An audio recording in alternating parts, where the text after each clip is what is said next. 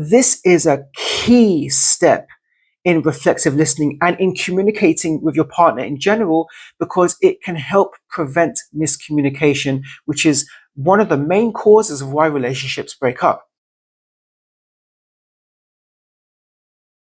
I'm going to share with you some practical tips and tools that you can use when you communicate with your partner or in a significant relationship that you have, especially in a relationship where you find yourself arguing a lot. Maybe you feel misunderstood, misheard, or maybe you're struggling to really listen to the person that you're engaging with, and it's leading to a lot of conflict. And what I'm going to walk you through is basically 3 things that you can do to help support the way that you communicate with your partner, and will help you to minimize conflict and minimize misunderstanding, because one of the leading causes of why relationships break down is fundamentally a lack of communication or miscommunication. It's easy for people to focus on the surface emotion being presented rather than kind of sitting and staying with that emotion and trying to figure out what's behind this person's anger, what's behind this person's anxiety, why are they so anxious, why are they always telling me what to do, why do they keep obsessing about this thing that really doesn't matter to me. These 3 things will help really to fully understand where your partner is coming from, and will also contribute to feeling heard. So the first thing I want to talk about is boundaries. And there's a few things that you need to consider when doing and forming boundaries, and when putting in boundaries with the person that you're talking to. So please watch my previous video on figuring out what your non-negotiables are. So what is going to form the basis of your boundary? What is it you are willing to tolerate and not willing to tolerate? And the exercise in my previous video is really going to help you to fully understand why you are setting the boundaries you are, and just how it's going to impact you and benefit you in terms of being able to function in your life and relate to the other person. Now, with boundaries, if someone feels angry or upset, they might say, look, I just need time for myself. I can't talk to you right now. And in some cases, that can by itself be quite painful, because we might think, oh, the person doesn't love me anymore. You might even sense it as a threat that they're going to leave me, or I'm going to be alone, or I might as well give up. And so those are especially prevalent in cases where there are anxious attachments. If you're really anxiously attached to your partner, these thoughts and feelings might come up. But this is in fact important. Having space away, especially when you're feeling quite emotional, is important, because that's a form of a boundary. You are putting in a physical boundary, a physical distance between yourself and your partner, in order for that emotion you're experiencing to not kind of gain any traction. It's like a snowball.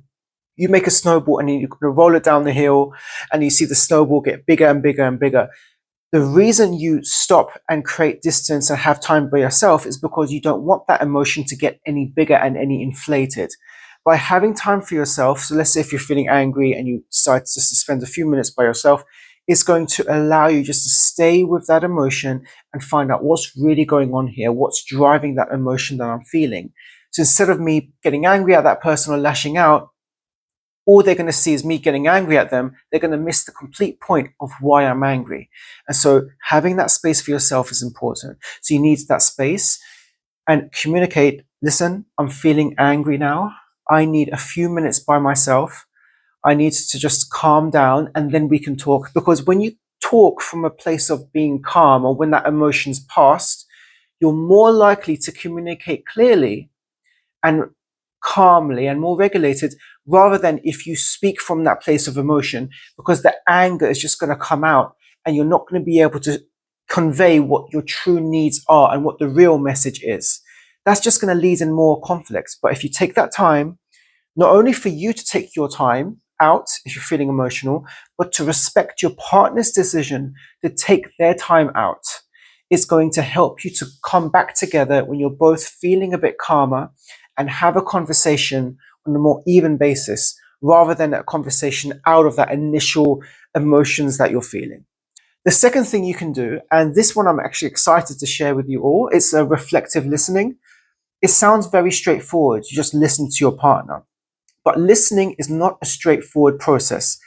It's simple enough, but it doesn't mean it's easy. It's actually quite difficult, and it takes practice to listen, but I'm going to break down uh, 3 things within reflective listening that you can do.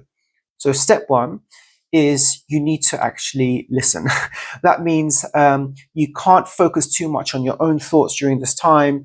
You can't focus on, oh, this person saying this, I agree, I disagree, they're right, they're wrong. These are all judgments, and we probably do it automatically. We judge automatically. This person, I don't agree with them, they completely missed the boat. You're going to have those thoughts that come in when you listen to them, but what's important is that you recognize the thoughts you have. But I'm just going to put that to the side for the moment. Let me just listen to what they say. You are going to summarize what that person has said. So in order to summarize what that person has told you, you need to listen so you know exactly what they've said. So let's say they've told you how they feel. Let's say you had an argument, you're talking about it, you're talking about what happened, and you're listening to how they felt about it. Maybe they're telling you their opinions on why they argued, and they're giving you their point of view, where they're coming from, and how the argument impacted them. So your job is simply to listen, is to notice what are they telling you, because the agreement, the whole point of reflective listening is to reflect back what you've heard. So you're going to reflect back, okay, based on what you've told me, this is what I understood from what you just shared. You said that. And you basically repeat what they said, not like a robot. You don't have to memorize what they've told you. You're just basically reflecting back the gist of what they've told you in your own words. And the reason you do that is there's 2 reasons for that. First of all, it's showing that person that, hey, I've actually listened to you. I've heard you. And you know I've heard you because I'm reflecting back what you just told me. And the second reason is that you are giving them an opportunity to not only see that you've listened to them, but to correct you in case you've misinterpreted. This is a key step in reflexive listening and in communicating with your partner in general, because it can help prevent miscommunication, which is one of the main causes of why relationships break up. Because if you're saying, this is what I've heard you tell me, this is what I understood, and you're saying it back to them and you're reflecting it, you're saying, is that correct? Did I understand you correctly? You're giving them an opportunity to correct you in case you've misinterpreted anything. So they might come back and say, no, that is what I've said. Thank you for listening. You've understood correctly. Then you have an opportunity to share how you feel. So the whole point and agreement of reflective listening is, look, I will give you time to say how you feel. And during that time, I will not interrupt you. I will listen. And I will reflect back what I heard. But I expect you to offer me that same courtesy. So once you finish, then it's my turn to share how I feel, what's going on for me. And then I want you to reflect back and summarize what I've told you, so I can make sure that you've understood what I've said. So once you've both gone through that process, you then have the option of essentially reflecting on what each of you have heard. So you get to not only reflect back what the person said, but at the end of that process, you get to think, okay, based on what you've said, these are the things that I think I need to work on.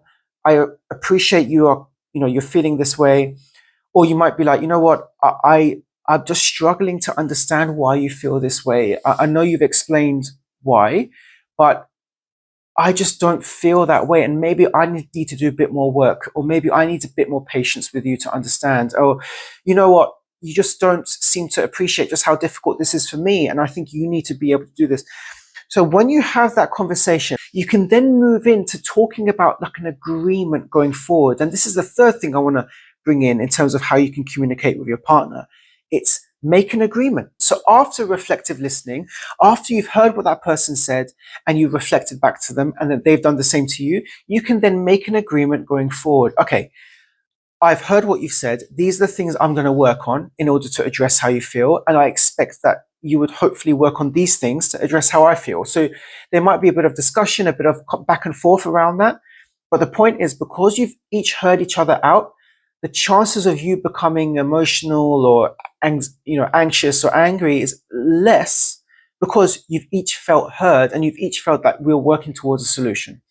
So once you kind of agree a list of things you want to address and want to change in order to prevent a future argument, what you then do is make an agreement, basically some rules, like we allow ourselves to make mistakes. If we repeat a past behavior, if we say the same thing that we promised we weren't going to say, we're going to allow ourselves to make mistakes because we're not going to get it on the first try. It takes practice and time and compassion for our neural circuitry and neural pathways to rewire to the behaviors we want to do. It takes time. It's like almost a habit as well. It takes practice.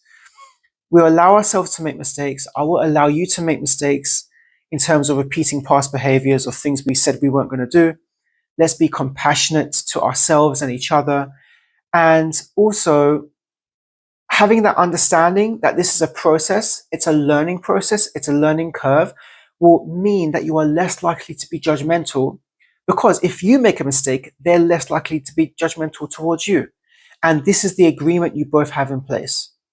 So just to summarize the three things is set boundaries, understand the importance of boundaries. It's not being selfish. In fact, it's being selfless, because when you set boundaries, the person that you are becoming as a result of that boundary, so for example, giving yourself space to process emotions, it will mean you're less likely to take that out on your partner. That's the whole purpose of boundaries. It's not to be selfish, it's actually to protect and preserve the relationship. The second thing is reflective listening. This is what counselors are trained to do, and this will completely transform your relationships and the way you communicate. It will completely transform. It's so powerful, yet it's so simple, but it takes practice, and you need to be kind to yourself.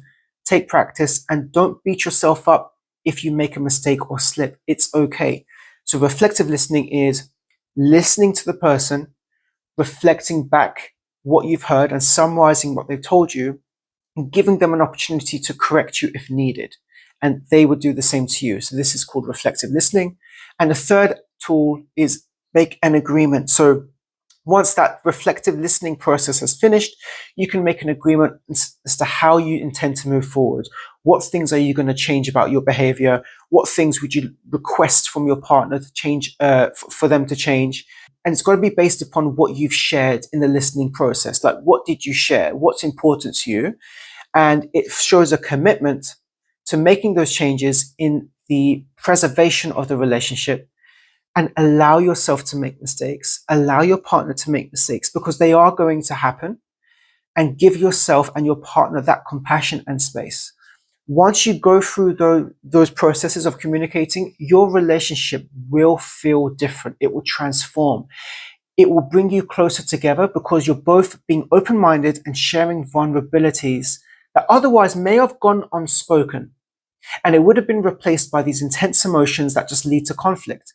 You need to bypass that by just focusing on what you're really feeling and making sure your partner is listening to you and supporting you, and that you are doing the same for them. Once you make that joint commitment, it will transform the way you communicate with them. I hope you got value from this video. Please like and subscribe and comment below. I want to hear your thoughts on how this process worked for you, and I look forward to seeing you in the next one.